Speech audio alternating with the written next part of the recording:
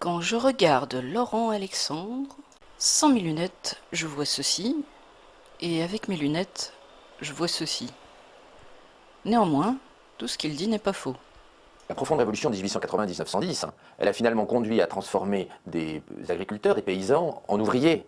Mais elle n'a pas changé le besoin en qualification, pas radicalement. Alors qu'aujourd'hui, l'intelligence artificielle, elle concurrence. Elle va concurrencer progressivement de plus en plus de travailleurs. On voit même des intelligences artificielles qui analysent une radio mieux qu'un radiologue, et des intelligences artificielles qui conduisent un camion mieux qu'un camionneur. Donc ce dépassement d'une partie des travailleurs par l'intelligence artificielle est quelque chose de nouveau et nécessite qu'on réorganise la formation de manière à ce que nos enfants et nos petits-enfants soient non pas substitués par l'intelligence artificielle, mais complémentaires. Il faudra donc se dépasser pour ne pas être dépassé. A-t-on le droit d'être tout-puissant ou devons-nous rester des petites créatures sous la dépendance de la transcendance, quelle qu'elle soit ? Évidemment, la façon de présenter la question est orientée. Personne n'a envie de rester une petite créature, c'est péjoratif. Vous voyez que l'idée transhumaniste que l'on peut augmenter nos sens par la technologie n'en est qu'à ses débuts chez Google.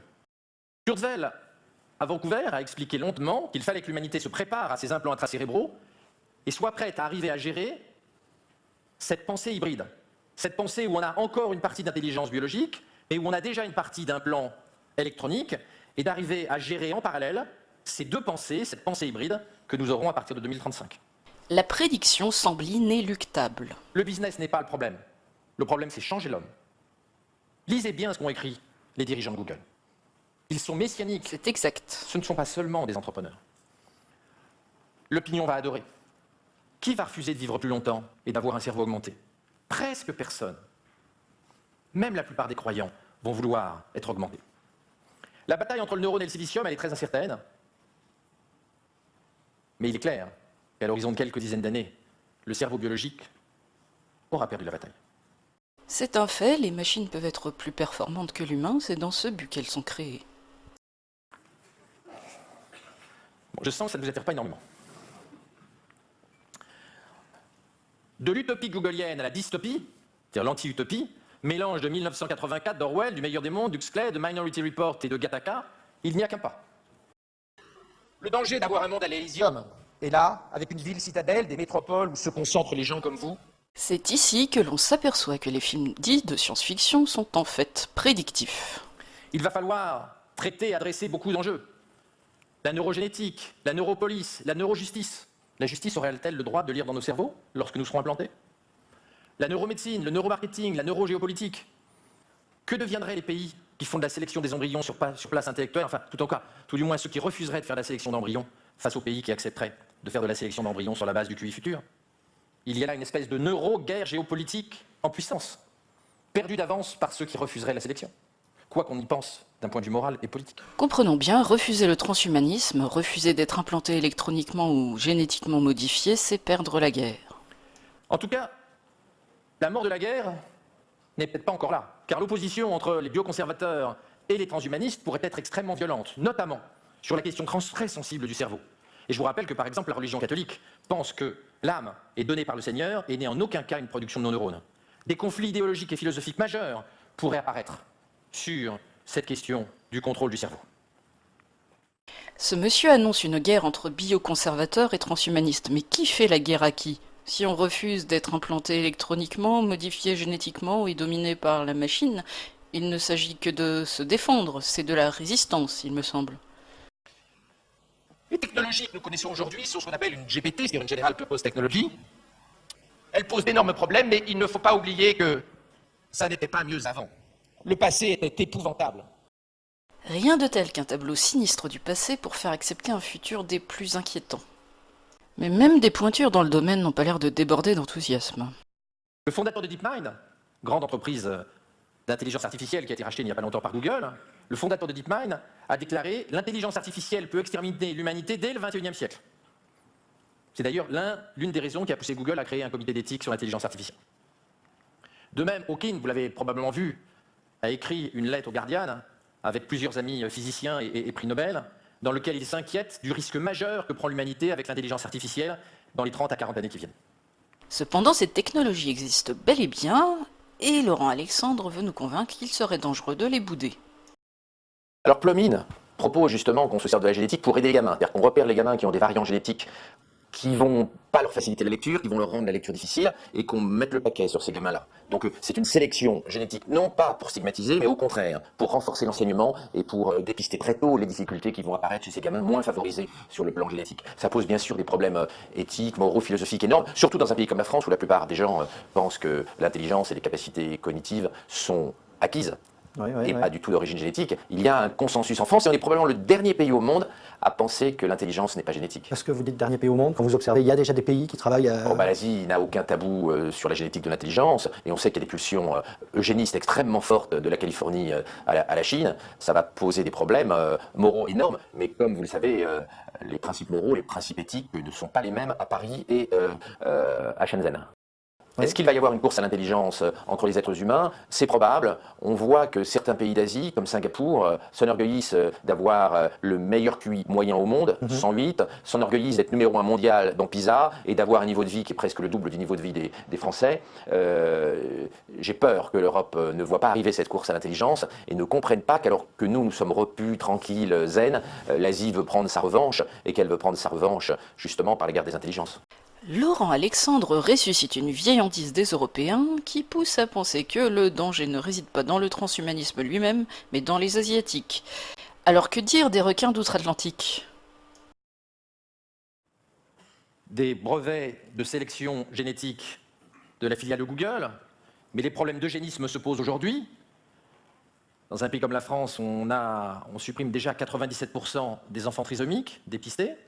Demain, on va connaître non pas seulement la trisomie 21 génétiquement, mais on va connaître, grâce à des nouvelles techniques de séquençage, la totalité du patrimoine génétique de nos enfants. Le sujet préoccupe beaucoup aux États-Unis, mais quand on voit ce que déclare le responsable chinois du programme de séquençage des surdoués, c'est-à-dire que le fait que la Chine est prête aujourd'hui à utiliser ses nouvelles connaissances dans la détermination des variations génétiques qui favorisent les QI élevés pour faire de l'eugénisme positif, cette fois-ci, c'est-à-dire sélectionner les embryons qui vont donner des enfants à QI élevé, on s'interroge sur la façon de réguler ce pouvoir démiurgique extraordinaire qui est donné à l'humanité en général et aux entreprises maîtrisant les neurotechnologies en particulier. 13% des Français sont favorables à l'utilisation des biotechnologies pour augmenter le QI de leur bébé, 50% des Chinois. Vous voyez les conséquences géopolitiques que ces technologies posent, et bien sûr, dans un monde où les Chinois feraient et pas nous, nous avons intérêt à apprendre le mandarin à nos enfants et nos petits-enfants. Google, au travers de sa filiale minoritaire 23andMe, possède d'ailleurs depuis maintenant 5 ans un brevet sur la fabrication des super bébés. Si je comprends bien, monsieur Alexandre veut pousser les Français à se ruer sur la sélection génétique des embryons pour concurrencer les Asiatiques, alors que les Asiatiques ont déjà depuis bien longtemps un QI moyen plus élevé que les autres populations. Voici donc ce qu'on nous vend en affirmant que les QI élevés produisent plus d'argent que les autres, et c'est peut-être aussi pourquoi les médias ressassent que le QI moyen des Français est en chute libre. Un péril jaune peut en cacher un autre. Ah, moi j'adore les gilets jaunes, et je ne pense pas que ce sont les gilets jaunes qui vont gérer la complexité du monde qui vient. Je suis un horrible élitiste, je pense que le monde complexe de demain ne peut être géré que par des intellectuels. Ça ne veut pas du tout dire que je suis favorable à supprimer le droit de vote et que je suis favorable au retour au suffrage censitaire. Mais je ne pense pas une seconde que le monde de demain sera simple et pourra être géré d'un claquement de doigts par des groupes populistes qui se sont réunis sur Twitter. Je pense que c'est vous, les scientifiques et intellectuels de demain, qui vont avoir la responsabilité de gérer un monde ultra compliqué, très fragile d'un point de vue politique. Car oui, je pense vraiment que la démocratie est menacée dans les décennies qui viennent, et pas seulement par les fake news. J'aimerais comprendre pourquoi des gens qui manifestent au départ contre l'augmentation des taxes sur le carburant sont présumés abrutis. Dans ce cas, que dire des grandes fortunes qui rechignent à payer des impôts? Car la réalité du capitalisme cognitif, c'est que dans un capitalisme de la connaissance, les gens malins ont plus de pouvoir et de revenus que les gens moins malins. Ce n'est pas politiquement correct, mais c'est la réalité. Et si on veut m'expliquer que les gens moins intelligents que l'intelligence artificielle sont millionnaires en dollars en 2040, je ne serai pas d'accord. En revanche, vous, dans cette salle, vous allez vivre un âge d'or. Et nous devons créer une société inclusive et trouver le moyen d'éviter qu'il y ait un gigantesque gap. Ce que Harari, dans Homo Deus, appelle des dieux et des inutiles, les dieux, vous, qui maîtrisez, contrôlez, managerez les technologies NBIC, les technologies transhumanistes, et les inutiles, les gens moins favorisés, qui auront du mal dans le monde compliqué dans lequel nous rentrons, et les gilets jaunes. C'est la première manifestation de ce gap intellectuel insupportable que nous sommes en train de créer. Pour le dire autrement, le prix de l'heure de travail des gilets jaunes sur le marché mondial va s'effondrer de décennie en décennie. Et le prix horaire des gens dans cette salle va monter de décennie en décennie. Parce que vous êtes les complémentaires de l'intelligence artificielle faible. Et les autres sont substituables. Et je le répète, je ne dis pas ça pour m'en féliciter. Ce n'est pas parce qu'on est stupide qu'on est substituable. Même des professions prestigieuses seront bouleversées par l'IA. L'idée, c'est que finalement, un médecin plus une intelligence artificielle ne serait, dans quelques décennies, pas très différente d'un chien plus une intelligence artificielle. Chez l'INRIA, quand vous rentrerez à l'INRIA, en sortant de l'X, vous serez à 3 000 € brut. À l'Institut national de la recherche en automatisme, c'est-à-dire le cœur de la recherche française, vous serez payé à l'heure comme une femme de ménage, et chez Google, vous pouvez toucher 100 millions par an. Il n'y a pas beaucoup de gens qui vont, hélas, rester en France si on n'y prend pas garde. Ces technologies sont en train de créer une vraie différence entre les œufs en or, vous, et les autres. Et je disais tout à l'heure que vous avez une responsabilité historique. Nous ne sommes en aucune façon capables d'absorber le choc technologique. Vous, dans cette salle, bien évidemment, oui. Mais l'ensemble de la population, non. Les gilets jaunes servent tout de même à quelque chose. Et la crise des gilets jaunes est salutaire. Elle nous montre à quelle vitesse nous sommes en train de rentrer dans le cauchemar d'Harari. Et à quelle vitesse il va falloir agir pour casser ce déterminisme. Et les élites se moquent beaucoup des gilets jaunes, ce que je trouve personnellement inacceptable. Notamment ce dessin très drôle, mais me semble particulièrement dégueulasse. Je ne pense pas qu'il faille se moquer des gens moins doués que vous. Je pense qu'il faut les aider.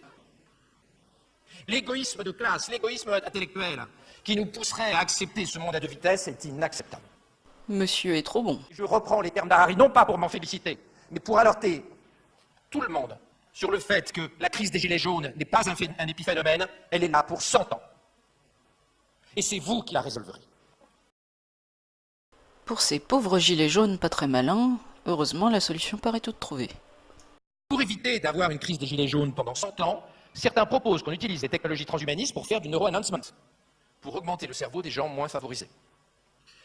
Elon Musk, qui craint surtout les IA fortes, ce qui n'est pas mon cas, je ne pense pas une seconde que le deep learning puisse conduire à des intelligences artificielles fortes hostiles dans les 50 prochaines années, mais c'est le fantasme d'Elon Musk. Elon Musk a donc créé Neuralink, dont je vous parlais tout à l'heure, et qui est destiné à faire de l'augmentation cérébrale, et donc à transformer les gilets jaunes en normaliens.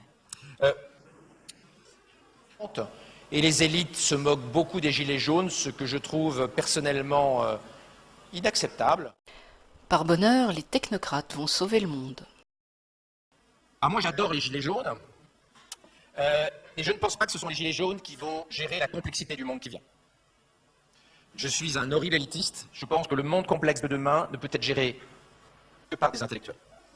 Ça ne veut pas du tout dire que je suis favorable à supprimer le droit de vote et que je suis favorable au retour au suffrage censitaire. Mais je ne pense pas une seconde que le monde de demain sera simple et pourra être géré d'un claquement de doigts par des groupes populistes qui se sont réunis sur Twitter. Je pense que c'est vous, les scientifiques et intellectuels de demain, qui vont avoir la responsabilité de gérer un monde ultra compliqué, très fragile d'un point de vue politique. Car oui, je pense vraiment que la démocratie est menacée dans les décennies qui viennent et pas seulement par les fake news. Attention, il s'agit de gérer le monde. On peut faire une croix sur toute idée de politique nationale. Donc est-ce que si on a des écarts de plus en plus importants entre une petite élite intellectuelle et le reste de la population, est-ce qu'on peut garder la démocratie? Ce n'est pas certain. 40% des Français, dans un sondage récent, souhaiteraient un régime autoritaire. Mais Laurent Alexandre estime que la souveraineté appartient à l'élite scientiste et non au peuple. Il est donc le contraire d'un démocrate. L'intelligence artificielle est une machine à produire des inégalités si nous n'y prenons pas garde. Au niveau des individus, des métropoles, des pays, des entreprises. Avec les conséquences populistes que vous connaissez et qui ne font que commencer. Laurent Alexandre ne craint pas de traiter ses congénères en inférieurs, mais il souhaite les empêcher d'exprimer leur courroux. Et pour cela, il inverse les rôles en accusant le peuple d'être contre la démocratie. Je pense vraiment que la démocratie est menacée dans les décennies qui viennent et pas seulement par les fake news. Donc les innovateurs ont un rôle immense dans ce monde qui vient. Pour lutter contre la concentration des richesses, pour réduire les inégalités, pour éviter la marginalisation des territoires, et donc pour freiner le populisme et sauver la démocratie, et donc pour freiner le populisme et sauver la démocratie, et donc pour freiner le populisme et sauver la démocratie. Car ma conviction, c'est qu'à l'ère du capitalisme cognitif, la démocratie ne peut pas survivre si nous maintenons des inégalités intellectuelles aussi fortes qu'aujourd'hui. Pour résumer, le fond du discours de ce monsieur fait correspondre des inégalités de niveau de vie à des inégalités de quotient intellectuel. Dans ce cas, je m'étonne que tous les Chinois ne soient pas millionnaires. Mais il est dans la nature d'un darwiniste de naturaliser les faits sociaux. À propos de nature, le transhumanisme et l'intelligence artificielle sont l'exact opposé. Et surtout, même si certains je sais tout fiers de leur bac S s'entêtent à mettre en concurrence science et croyance, les transhumanistes poursuivent ouvertement l'objectif de devenir l'égal des dieux. Et ce n'est certainement pas pour partager leur pouvoir avec tout le monde. Voilà qui règle définitivement la question de la démocratie. La neurosélection. Et enfin la neurodictature.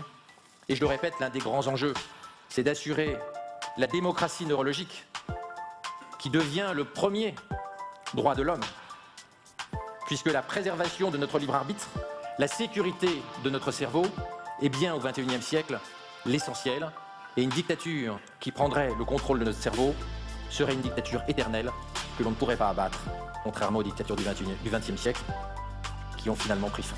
Je vous remercie.